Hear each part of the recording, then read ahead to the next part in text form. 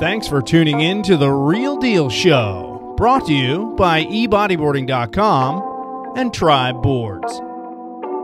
Well, hey folks, Jay Reale back at you with another episode of The Real Deal Show, where we interview the stellar stars of bodyboarding. That's redundant, stellar stars. I have to work on my intro, but this guy really doesn't need much of an introduction. You probably know who this is, and if you don't, you should. His name is Tanner McDaniel. What's up, Tanner?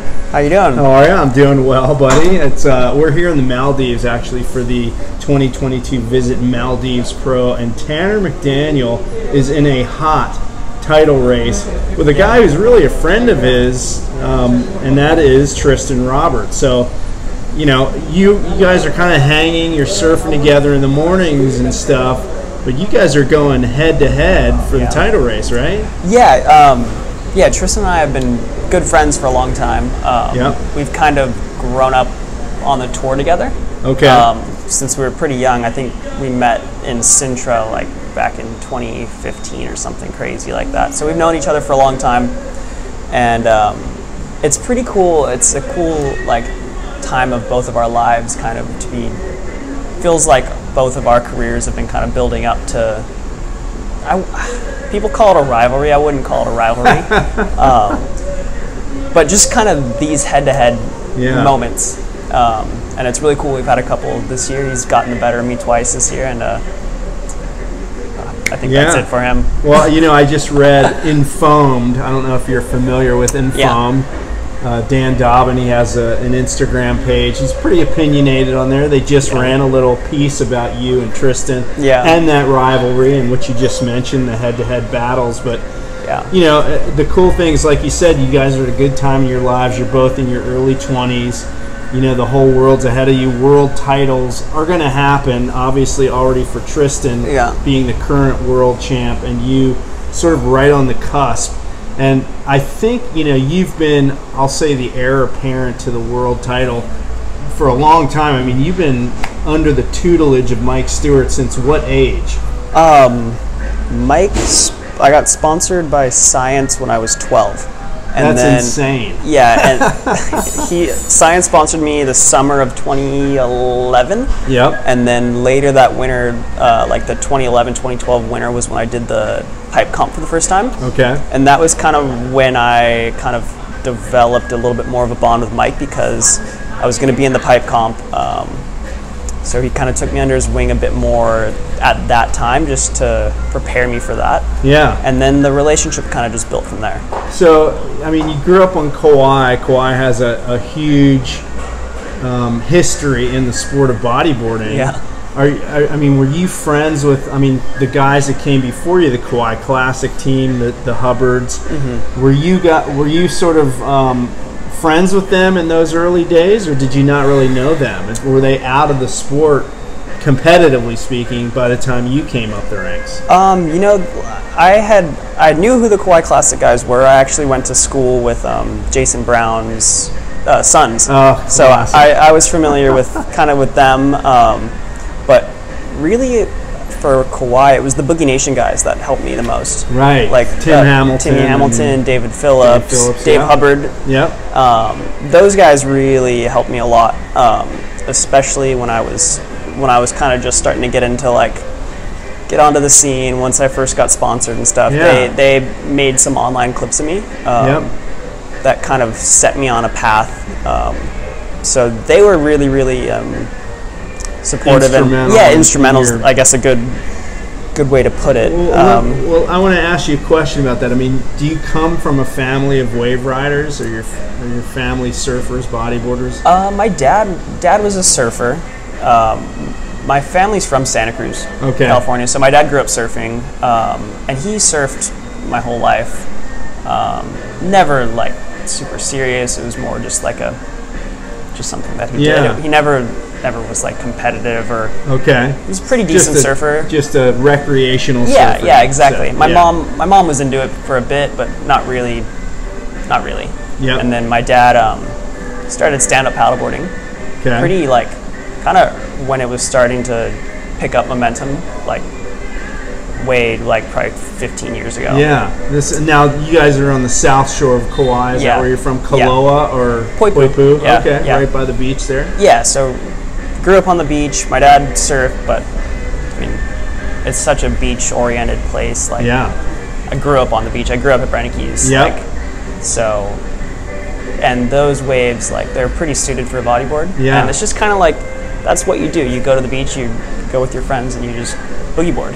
Yep. And that was just kind of my introduction to it, was just boogie boarding. Like, you just go down and you have fun, like, you hang out, and it was just for fun, but you stood out. You started to get pretty good at it, so you started to do contests. Yeah, that was really how it started for me, because I had a little crew of friends who would go and we'd bodyboard every day, and one of the local guys was like, "Hey, like, there's a contest coming up. Like, you should start entering contests. Like, you're doing pretty well." And did some research and found some events like in Hawaii.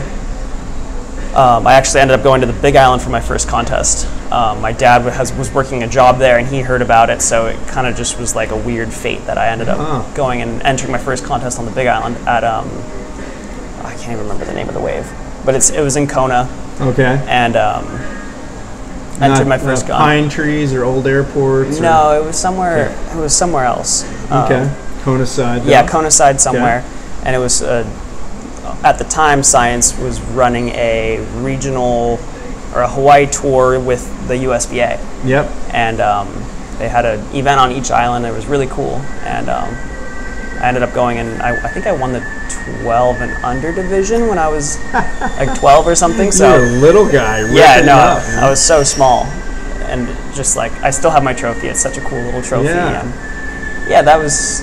Yeah, I'm kind of starting to go on a tangent here, but I get it. So you grew up in the South Shore of Kauai. You started doing the contest. Yeah. You must have had. You obviously had success in that first event on the Big Island. So were you competing at the same time as Sammy Martino, another Kauai kid? Yeah. Did you know him at that point, or did you hang out with him? Yeah. So I knew Sammy. He's from the South Side as well. So we kind of grew up. I wouldn't say together, but we grew up, obviously in the same area. Kauai is a small town. So obviously I knew Sammy, knew of him, knew he was kind of like the guy around like our age group and in that area. So he would be at those contests also. But yeah, we grew up surfing and doing all that together. So So was there any rivalry with him, or you guys were? He was kind of the drop knee guy, but he's also really good prone. Yeah, he's a few years older than me, and he was kind of into it a lot sooner than I was. So there wasn't really a rivalry until a few years had gone by. Like I wasn't really on the same level as him for a while, and then once I turned like 14 or 15 was kind of, I think, when the rivalry started, because that was when he was at the end of his like time in the juniors. Yeah. And that was kind of when I was starting to come into my own a bit more. Got it. In that. Yep. So I think that was maybe when the rivalry started. I don't know. Yeah. I'm just trying to remember the timeline correctly, I guess. It's amazing to me the level of talent that comes out of Kauai, and it's I've found that there's pockets of talent in this sport that are related to two things. One, the wave quality for bodyboarding or high performance bodyboarding. That's one. But the other is outside influences that come in. In my area on the East Coast, I know the pro riders from California came to visit a few towns on the East Coast when I was 16 years old and starting, and those towns became the hotbeds for bodyboarding on the East Coast because of that outside influence coming in. And in your case, it's maybe the older guys that came before you that kept bodyboarding at the forefront. I don't know. That's my theory. Yeah, it's a good theory. Yeah, certainly. And there's so many, the Kauai Classic guys. You got Chris Burkhardt, all that crew, and then followed up by the Hubbards and the Boogie Nation crew. Yeah. And you're the next generation. So let's push forward. Were you a private school or public school kid, by the way? I was public school for a long time, and then the last year when I was in traditional school was private school. Was it because of Kill Howley Day in Hawaii? No, I never had to. I didn't get anything too hectic like that. Okay.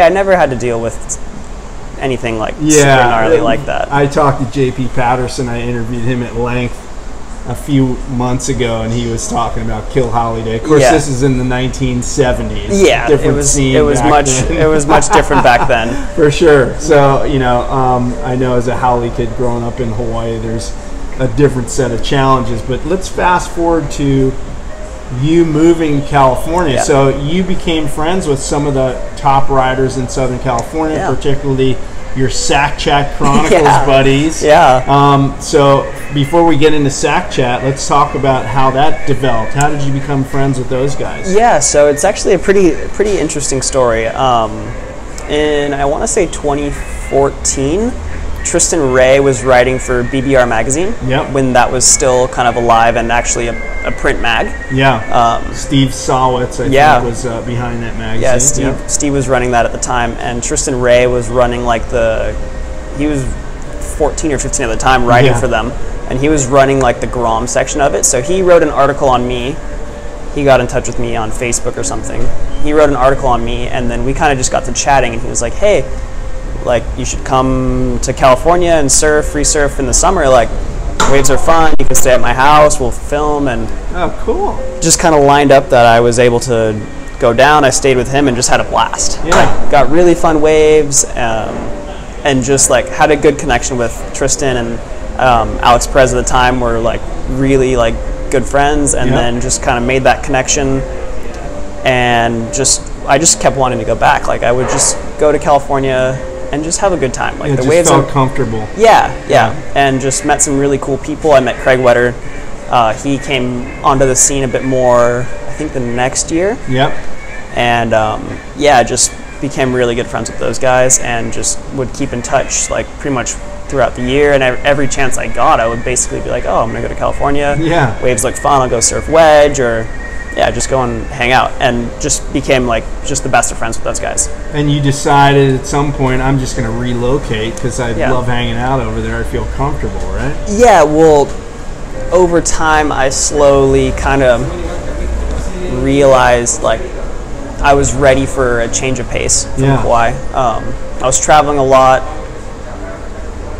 and just when I would return to Kauai, I would just feel like I needed something else. Okay. And I kind of felt like I was getting that from California. Yeah. Broaden your horizons. Yeah, exactly. Yeah. And now that I've kind of moved out of my parents' house, like living on my own in California, it kind of feels, it just feels good to kind of be on your own. And now when I go home and visit my family on Kauai, I enjoy it a lot more. Yeah. I can just kind of enjoy the pace of the island and see the people who I want to see my old friends back home, and enjoy the waves and just kind of cruise. Sure. Yeah. And then get back to California. Yeah. Where you're building a new life, basically. So you've been in California for how many years? Like, living there? Yeah, 2.5, 3 years. Okay. Actually, no, it's been like 3 years now. So 3 years, and you live very close to where I live in San Clemente. Yeah. And we see each other in the surf sometimes. Yeah. Salt Creek is kind of your local spot, right? Yeah, Creek's kind of the go-to on the daily basis. It's the go-to, and you're just at the wedge every south swell. Yeah, of course. God, that sounds like my life 30 years ago. Every south swell at the wedge, but it's a totally different scene now. It is. Than it was back in my day, because there's skimmers, surfers, GoPro guys, the SUP people even charging out there. Yeah. I mean, how hectic is the wedge on a giant swell these days? Yeah, it can be pretty out of control. Yeah. It's exciting for sure. Yeah, but do you feel like now, hey, I've put in enough time out there, I know the faces out there, I've earned my spot in the lineup at wedge? Yeah, I mean, I feel like now, having done a few seasons out there, I definitely know the familiar faces, kind of like who the crew is. Yep. I still feel like I'm still kind of a foreign person out there, but I mean, I know everyone now, so it's a little bit easier to get waves than if you were just to paddle out and you don't know anyone. Right. Because then you know who's just like the one-time Joe Blow paddling out, or who's someone who's put in years of sessions out there. You know. Yeah. No. It's the same as it always has been in that respect. People are going to want to know this because they've seen a million videos of you at the wedge. Yeah. What's the worst beating you've ever taken at the wedge? Do you have one? Because we saw a video of you. I remember, I think you were on a surfboard and you just got launched in the air, but you've had worse beatings than that, I would imagine. Yeah. Because that looked worse than it really was, I think. Yeah, that one, that was kind of more visual effects. It wasn't as bad as it looked. There was one, I instantly thought of 2 times. In 2020, there was a kind of early season day, so it was pretty backwashy, and I had a lip, or there was a board in the lip or something, but there was a backwash flare as I was trying to like get underneath it. The lip hit me in the back of the head so hard, just rung my bell so hard. Like I had to get out, and I was like, I for sure had a mild concussion. Had to get out of the water, and I was like spinning, and it was bad.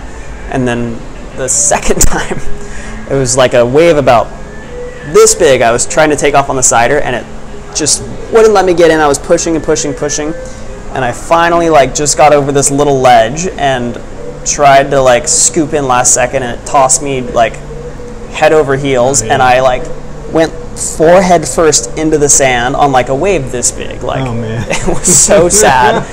Went forehead first like into the sand, and my feet were just like over my head, also hitting the sand. So I was like donutted like that. Oh, that's cool. And I popped up, and my spine felt like it was made of jelly. Yeah. So I was fine, but I was like my face hurt getting dragged into the sand. I have friends who've been permanently injured at the wedge. Yeah. Always in the back of your mind, and youth is on your side with the flexibility. I find, at least for myself, I took some massive beatings at the wedge. A couple are on video, just getting guillotined in the back of the neck. And like now, at nearly 60 years old, I do have some stiffness in my neck. I hope you don't when you're my age. But I've got a stiff back right now, actually. So the stuff you guys do now compared to my generation, we didn't do quite as much aerial bodyboarding, but you guys, it's so important, and it must be so important for you to stay flexible and fit, right? Yeah. Do you stretch? Is that part of your regime? I started to get really into it. Like I wouldn't say really into it, but I was more on it. I was probably on it to the level that I should be. Okay. But for the most part, I'm not very good at it. No. You're young enough. You can still pull that off, man. But I'm starting to realize that I gotta keep up with that kind of stuff. Well, you look at we mentioned your mentor, Mike Stewart. He's about 9 months older than me, almost 60. He'll be 60 next year, and he's in, for a guy his age, he's in peak form. He's still charging, as you know, giant second reef pipeline. Yeah. And I'm sure he has his aches and pains, but man, he works hard at it. Yeah. I'm sure he would be giving you advice that stay flexible. That's the key. It is what it is, but it's good that you're at least aware of that. Yeah. So. No, I'm aware that I need to be better about it. Yeah, for sure. and in practice, you'll get there. At some point. Okay, so let's move into Sack Chat Chronicles. What is Sack Chat Chronicles, and why is it called that? Here's your chance to promote, man. Yeah. So I actually. The name, so Sack Chat is the name of our like group chat. So it's me, Tristan Ray, Craig Whiter, Alex Perez. That's the 4 of our. Sack Chat is the name of like our iMessage group chat. Okay. It's a long story about where that name came from. Okay. Does it have origins and the nether regions of the male anatomy? I guess it does. I don't know where it like. Okay. I'm sure that's honestly we've had that chat name for like 8 years. Okay. So it started way back then, and then one day we were kind of all hanging around at Craig's house, and we were watching all the old videos that he had from like at the time like 3 years worth of footage, and we're like, we should like start making little clips with all this stuff and just kind of like start a little channel or whatever. Yeah. And I also couldn't tell you who came up with the name. I think I might have come up with Chronicles part, but I was like, oh yeah, like a little Sack Chat Chronicles. Yeah. And that was just kind of how it started. Yep. Yeah. And how many videos have you guys put out at this point? Oh gosh, I don't know. I don't know. You go check it out on our YouTube channel, and you can find out. What is the YouTube channel? Go ahead and give it a plug. Just Sack Chat Chronicles on YouTube, or Sack Chat on Instagram. Okay, and it's those 4 guys, Craig, Alex, and friends, Tristan, and yourself, and others. Yeah. You know that kind of hang in your neck of the woods, and it's not just bodyboarding. It's kind of a lifestyle channel. You guys and your daily activities, the fun stuff you do. You're out on boats, you're sliding down slip and slides down hills, and it's not quite as extreme as like Chris White's Tension series where they're doing horrible stuff to people. No, it's just all fun. It's, living the good life. It is, yeah. Anytime we are able to, we're doing something fun and we can get footage of it, that's what we'll put on there. How's the viewership? We're getting there. We're slowly making progress. Yeah. Takes a while to build an audience. Yeah, it does. YouTube. It really does. And yeah, hopefully we can start kind of pushing that out a little more. Yeah. But yeah, it's been fun. Like, people enjoy it, and that's kind of all that matters, really. Good, man. Well, so let's move into the wrap-up phase here, because you're preparing for a big contest tomorrow. We're all on call for the comp as we shoot this on August 1st, 2022. But what do you see yourself doing with bodyboarding moving forward? Obviously, you're gunning for a world title here. I mean, how long can you stretch the bodyboarding career? It could go for another 2 decades, to be honest with you. Yeah, that's a good question. I have a hard time thinking that far ahead. Yeah, I always have. I guess I kind of want to just see how this year goes, how the rest of the tour happens for me, and just see how I'm feeling after it all. Win or lose, I just kind of want to see what my attitude's like, because it's hard to say what I'll want to do in 6 months. Yeah, I was going to ask you along those lines. Do you have interests outside of bodyboarding? And is there something you're passionate about? There's nothing that I'm as passionate about as I am bodyboarding. Okay. So there's nothing really pulling me super strong in another direction. Okay. Are you good at something else? Not really. Are you a singer? Painter? No, I'm definitely not a singer. I'm a god-awful singer. Damn it, I was going to ask him to sing. No, I wouldn't do that to you. Because I would have done a duet. No, oh, no way. You'd have to pay me a lot more. Okay. Yeah. So, all right. So for now, that's in your front vision is bodyboarding and pushing towards this world title. Yeah. So, I think we covered a lot of ground here. There's a long path ahead of Tanner McDaniel potentially in bodyboarding. Yeah, hopefully. Maybe not. We'll see. We'll see what happens. Yeah. So I will ask you if you want to thank anyone. You want to give any shout outs to anyone? Yeah. I mean, I just want to obviously got to thank the sponsors: Science Bodyboards, Gyral, Viper. I mean, yeah, Mike and the guys with those brands have just been super supportive of me for a decade now. Yeah. It's been 10 years, and yeah, I just got to thank them. Cool. My parents and my family have always been super supportive. They've supported me 100% in whatever I want to do. And my girlfriend Harper back in California right now, we're just being supportive when I come and do stuff like this. Like, she's just cheering me on, and she's my #1 fan, so it's always on the calls every day, back and forth. It's a 12-hour time difference, so it's kind of difficult, but making it work. Totally good. Well, cool, man. We wish you the best of luck. I know by the time I post this contest will be over. Who knows? Yeah, he had the highest heat score of the day on day 1. So can he do that and make it to the final and do the same thing? If he does, he'll win the contest. So that's the plan. We'll find out. But best of luck to you, and best of luck in your quest for the world title for this year and beyond. And thanks for your time, yeah, brother. No, thank you. Happy to be here. Yeah, looking forward to seeing what you can do in the future with bodyboarding. Tanner McDaniel from Kauai, now living in Laguna Niguel, right? I live in San Clemente now. You do? Yeah. Wow. Yeah. Okay, we'll get to that off camera. I want to give his address on camera, or all you crazy stalkers will be at his front door when he gets back from this trip. So that'll do it for this episode of The Real Deal Show, folks. Thanks for tuning in. Give us the thumbs up. Subscribe to the channel so you don't miss any of the episodes. If you're listening on the audio podcast, I hope you enjoyed it while you did your workout or your drive to work or school or whatever it is you do while you listen to podcasts. And we will see you next time. And as always, see you in the surf.